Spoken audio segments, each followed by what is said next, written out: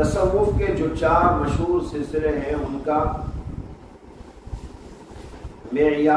کی معیاری تفصیل جاننا چاہتے ہیں، اس کی وضاحت فرما کر ممنون فرمائے۔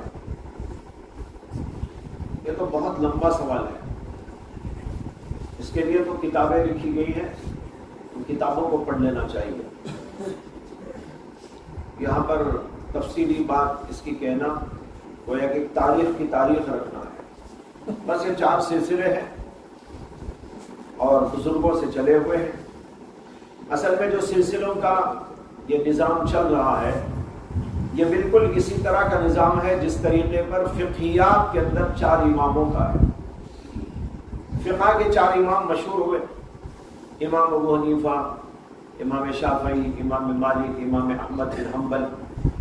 اس کا مطلب یہ نہیں ہے کہ ان کے علاوہ اور فقہا نہیں تھے، بے شمار فقہا گزرے، خود ان کے زمانوں میں بھی تھے۔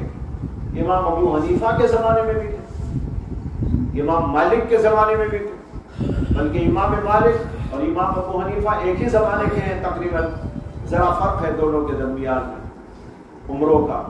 امام ابو حنیفہ بڑے ہیں، امام مالک ان سے چھوٹے ہیں، لیکن زمانہ ایک ہے، دونوں کی ملاقات بھی ہوئی ہے۔ ان کے علاوہ بھی بے شمار لوگ ان کے زمانے کے اندر موجود تھے جو بڑے بڑے فقہائے 7 مدینے کے مشہور ہیں، 7 فقہائے کرام۔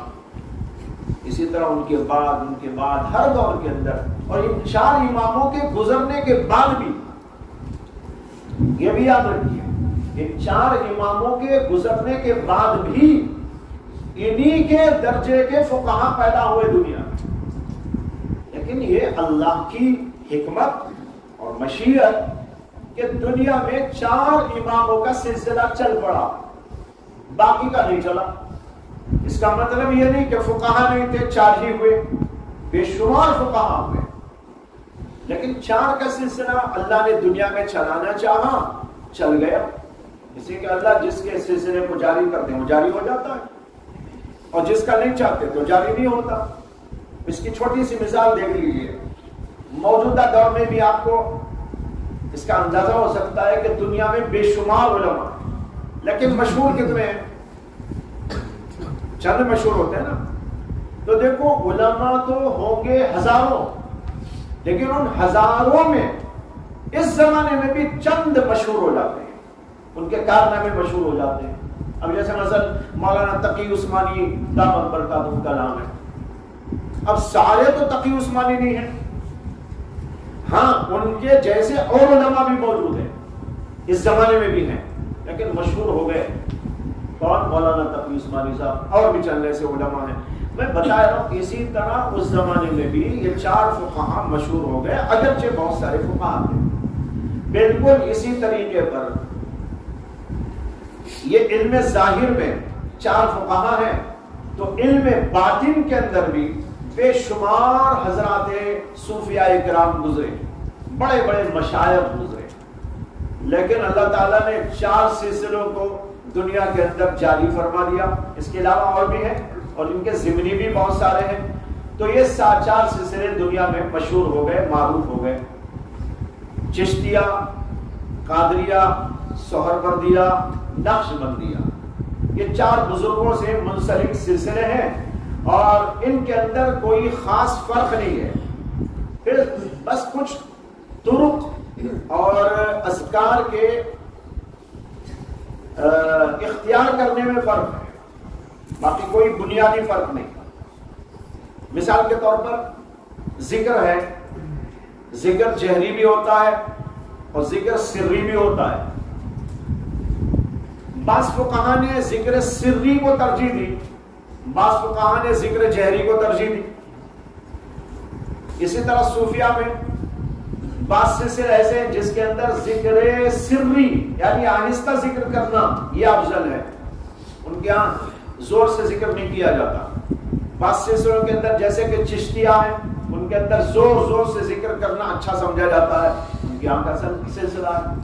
اسی طرح ذکر قلبی، بعض سلسلوں میں ذکر قلبی ہی پر زیادہ تر مدار ہے، جیسے سلسلے نقشبندیہ میں، ان کے یہاں زبان سے ذکر نہیں کرتے، دل سے ذکر، جس کو مراقبہ کہتے ہیں. مراقبے میں بیٹھ کر گردن جھکا کر تصور یہ جمایا جاتا ہے کہ میرا دل جو لطیف قلب کہلاتا ہے وہ ذکر کر رہا ہے.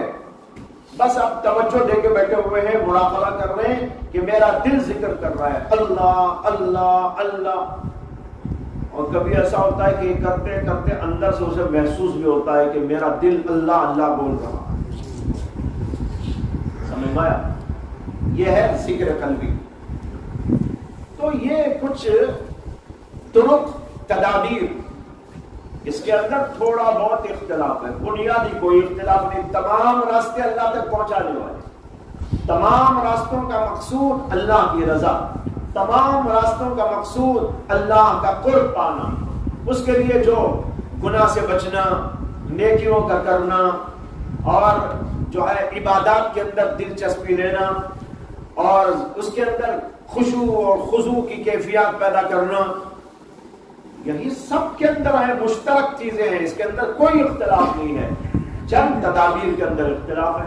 اسی طرح بعد میں یہ اختلاف ہے، ایک چیز ہوتی ہے تحلیہ، ایک چیز ہوتی ہے تخلیہ.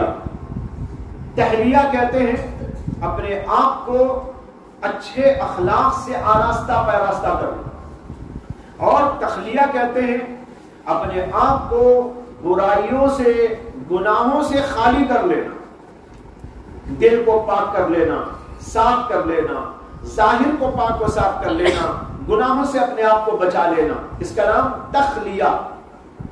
تخلیے کے بعد یہ ہے کہ اپنے آپ کو نیکیوں سے آراستہ پیراستہ کرے، دل میں اللہ کی محبت کو داخل کرے، اللہ کا خوف پیدا کرے، انابت اور خشوع پیدا کرے، صبر و تحمل پیدا کرے، شکر پیدا کرے، اللہ پر توکل اور بھروسہ پیدا کرے، یقین کی کیفیت پیدا کرے.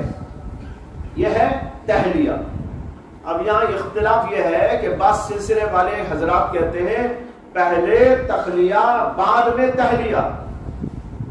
پہلے تخلیہ یعنی گناہوں سے اپنے آپ کو پاک کرنا، دل کو اپنے آپ کو گندگیوں سے نکالنا، صاف کرنا، اس کے بعد نیکیوں سے آراستہ پیراستہ کرنا. لہذا پہلے تخلیہ کرو، بعد میں تحلیہ کرو. وہ کہتے ہیں یہ ایسا ہے جیسے کہ اگر آپ گھر کو سجانا چاہتے ہیں، گھر کے اندر بہترین چیزیں، قالین بچھانا ہے اور صوفے لگانا ہے اور اسی طرح پنکھے لگانا ہے اور بہت ساری چیزوں سے اس کو آراستہ پیراستہ کرنا ہے، تو پہلے یہ کرنا ہے کہ اسے جھاڑو دے کر صاف کرو. سارا جھاڑو دے کر کچرا باہر ڈالنے کے بعد سجاؤ چیزوں. تو یہ حضرات کہتے ہیں پہلے تخلیہ بعد میں تحلیہ. کچھ حضرات کہتے پہلے تخلیہ بعد میں تحلیہ. بعض حضرات کہتے ہیں نہیں، دونوں ساتھ ساتھ چلاؤ، دونوں ساتھ ساتھ چلاؤ، تخلیہ بھی کرتے رہو، تحلیہ بھی کرتے رہو. وہ کہتے ہیں بھائی پہلے تخلیہ کر کے بہت وقت لگ جائے گا، اس لیے دونوں بھی ساتھ ساتھ کرتے رہو. ایک طرف جو ہے قالین بچھاتے رہو، ایک طرف سے صاف کرتے رہو، ایک طرف جو ہے صوفے سجاتے رہو، ایک طرف سے گندگی کو ہٹاتے رہو. یہ بھی چلے گا، وہ بھی چلے گا، کچھ ادھر کریں گے کچھ ادھر کریں گے. لہٰذا دونوں ساتھ ساتھ چلیں گے. ان کے ہاں یہ پہلے وہ بعد میں نہیں ہے، بلکہ ساتھ ساتھ دونوں کرتے ہیں. ایک آدمی ایک بزرگ کے پاس گیا بیعت ہونے کے لیے، تو انہوں نے سوچا کہ بھائی یہ میرے سے مناسبت بھی رکھتا ہے کہ نہیں، یہ دیکھنا ہے. تو اس سے انہوں نے کہا کہ بھائی دیکھو میرے ایک سوال کا جواب دینا کہ اگر تمہارے گھر میں گندگی پڑی ہو، دھول ہو، کچرا پڑا ہو، اور وہاں پر آپ کو کچھ چیزیں لا کے سجانا ہو، تو آپ کیا کہتے ہیں کہ پہلے صفائی کرنا چاہیے بعد میں چیزیں لا کے رکھنا چاہیے، یا کیا خیال ہے تمہارا؟ وہ جو بزرگ تھے وہ چشتیہ سلسلے کے تھے. چشتیہ میں یہ ہے کہ پہلے تخلیہ بعد میں تحلیہ. تو آدمی ان بزرگ کے پاس گیا تو انہوں نے اس سے سوال کیا. وہ آدمی کہنے لگا حضرت اس میں لیٹ ہو جائے گا نا، پہلے ایسا کرنا پھر یہ کرنا، اس سے یہ بھی وہ بھی دونوں چلا سکتے ہیں. انہوں نے کہا بھائی آپ کو میرے سے مناسبت نہیں ہوتی، آپ جو ہے نقشبندیہ میں چلے جائیں، اس لیے کہ ان کے یہاں دونوں ساتھ ساتھ چلتے ہیں۔ تو اب دیکھو یہ ہے، تو یہ کوئی بنیادی فروق نہیں ہے، بنیادی طور پر کوئی اختلاف نہیں ہے، کچھ طرق میں، تدابیر میں، انداز میں فرق ہے، باقی کوئی خاص بات نہیں ہے۔